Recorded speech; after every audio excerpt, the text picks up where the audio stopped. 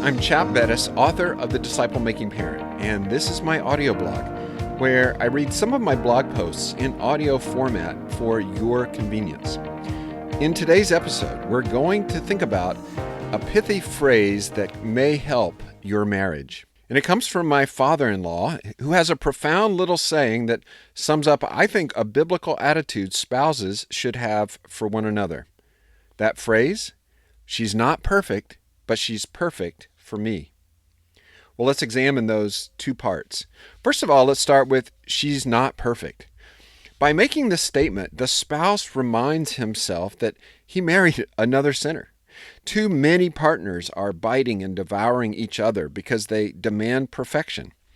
Many a wife has said, I'd have the perfect marriage if I had a more spiritual husband. And how many husbands are saying, why can't my wife be more like this other woman? In these unspoken thoughts, we see unwillingness to accept the other person.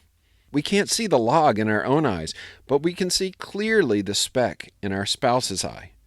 We say to ourselves, God's put me into his life to change him or to change her. And so we judge and nag and grumble and complain. But in this process, we miss our own faults, and then we miss out on God's desire to work out in us certain qualities of forbearance and perseverance, humility and acceptance. Forbearance is the quality of bearing with one another's sin when there will be no change. It's a fruit of the Spirit. It's often translated as endurance. We are commanded to forbear with one another. Not only that, but in the process, we also miss out on the quality of accepting one another. We're told to accept one another or welcome one another as Christ has accepted us in mercy, overlooking sin. But there's a second part of that phrase. She's not perfect. That's the first part, but she's perfect for me. The second phrase is even more biblically foundational. A husband must affirm by faith that his wife is perfect for him, and a wife must believe that even with all his faults, her husband is perfect for her. In the creation account before sin, God pronounces everything good except one thing. It's not good for man to be alone, and so God fashions a creature like him but unlike him, a woman. His purpose? To make a helper suitable to him, a helper that completes him. And if Adam, before sin, needs a helper, then how much more do I need one? But sin has blinded us, and we don't see our need for help. Like Adam, a man must be able to look at his wife and say, in the grand mystery of God, he's provided this person to help me in ways that I cannot even see.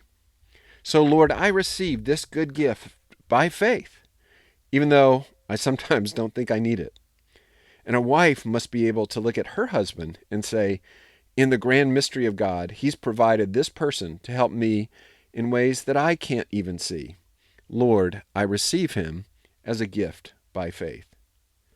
The doctrine of providence helps me even in the suffering that inevitably comes in marriage. If my wife is quarrelsome or difficult, then I can embrace this suffering as from the Lord. If my husband is overbearing or passive, then I embrace this circumstance as part of God's plan to shape me. Ultimately, marriage is about our sanctification. He's not perfect, but he's perfect for me. She's not perfect, but she's perfect for me. Do you believe it? If you enjoyed today's post, there are more like it at thedisciplemakingparent.com. And don't forget to leave us a rating or a review on your favorite podcast player. I'm Chap Bettis. Thanks for listening.